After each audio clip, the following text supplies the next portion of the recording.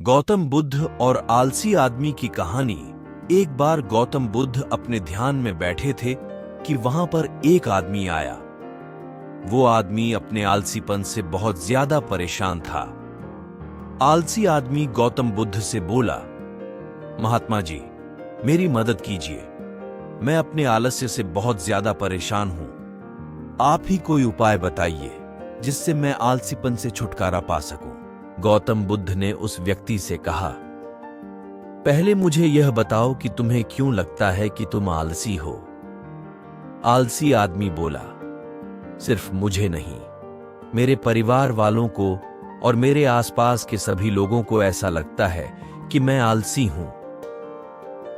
गौतम बुद्ध ने फिर उससे पूछा, क्या तुम जानते हो आलस्य होता क्या है?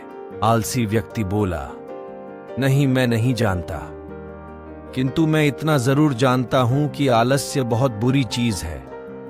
इसकी वजह से मुझे बहुत नुकसान हुआ है। गौतम बुद्ध बोले, जिस परेशानी से तुम छुटकारा पाना चाहते हो, पहले उसके बारे में पूरी जानकारी ले लोगे तो उससे छुटकारा पाना आसान हो जाएगा। आलसी व्यक्ति बोला, भगवान, इतनी बुद्धि तो मुझ में नहीं है। आप ही मुझे इस समस्या के बारे में जानकारी दीजिए। गौतम बुद्ध बोले, आलस्य एक मानसिक अवस्था है, एक विचार है जिसे जाने अनजाने में हम खुद ही जन्म देते हैं। आलस्य दो मूलभूत कारणों की वजह से ही जन्म लेता है। एक है शारीरिक और दूसरा मानसिक। शारीरिक कारणों में पहला कारण है गलत तरह का भोजन। हम सभी जानते हैं कि हमारे शरीर को भोजन से ऊर्जा मिलती है और यह ऊर्जा सजीव चीजों से मिले तो अच्छी, यानी कि प्राकृतिक रूप से जो हमें भोजन की वस्तुएं प्राप्त होती है, उनसे अगर यह ऊर्जा मिले तो हमारा शरीर इससे अच्छी ऊर्जा प्राप्त करता है। इससे उलट यदि हम निर्जीव वस्तुओं से ऊर्जा प्राप्त करते हैं तो यह हमें आलस्य की ओर लेकर जाती है। दूसरा कारण, हमारी शारीरिक गतिविधियां भी हमें आलस्य के चंगुल में फंसा सकती है।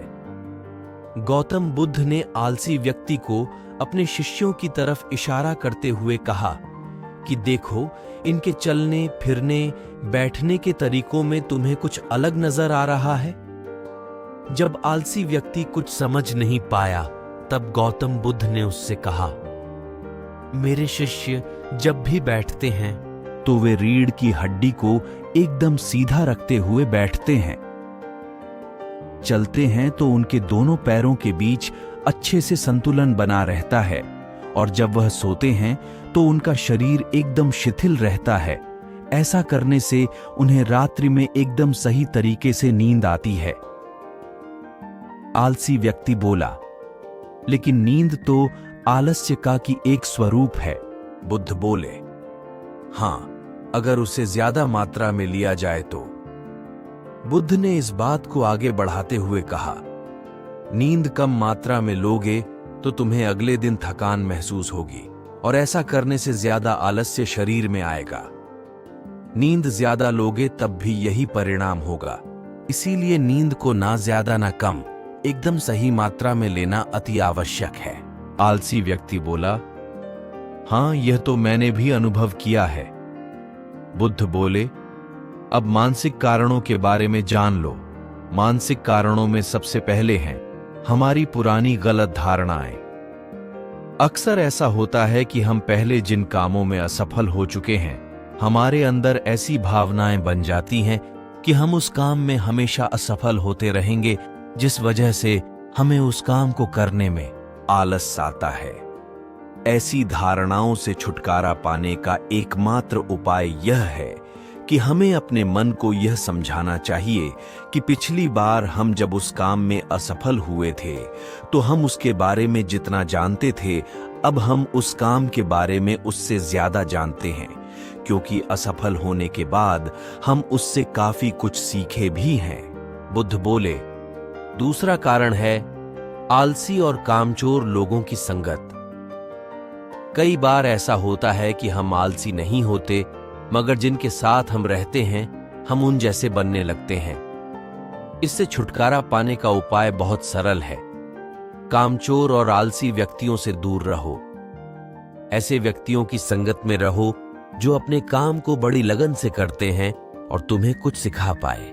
गौतम बुद्ध ने तीसरा कारण बताते हुए कहा, यह कारण आलस्य के लिए सबसे बड़ा कारण है, काम को कल पर टालते रहना। यह कारण इतना शक्तिशाली है कि किसी भी व्यक्ति को बर्बाद कर सकता है। इससे बचने का सबसे आसान उपाय यह है कि जो काम जितनी जल्दी संभव हो उतनी जल्दी कर दिया जाए। गौतम बुद्ध ने आलसी व्यक्ति से एक सवाल पूछा, मान लो तुम किसी रेगिस्तान में फंस गए हो और तुम्हें प्यास लगी है तो तुम क्या करोगे?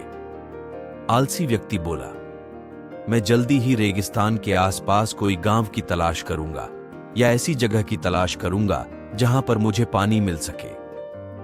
गौतम बुद्ध बोले, अगर तुम्हें काफी देर ढूंढने पर भी पानी न मिले तब तुम क्या करोगे? आलसी व्यक्ति बोला, मैं तब भी अपनी तलाश जारी रखूंगा, क्योंकि ऐसी परिस्थिति में मेरे पास कोई और दूसरा विकल्प तो होगा ही नहीं। गौतम बुद्ध बोले, बिल्कुल सही, और यही है मानसिक स्तर पर आलस्य का चौथा कारण, किसी भी निश्चित लक्ष्य का ना होना। यह भी आलस की ओर लेकर जाता है। अब सुनो पांचवें कारण के बारे में। गौतम बुद्ध बोले, सोचो कि तुम्हारे पास काफी सारे सोने के दागिने हैं जो तुम्हें एक जगह से दूसरी जगह लेकर जाना है। तुम चलते चलते थक जाते हो और किसी पेड़ के नीचे बैठ जाते हो और तभी तुम्हें दूर से तुम्हारी तरफ दौड़कर आ रहे डाकू दिखाई देते हैं।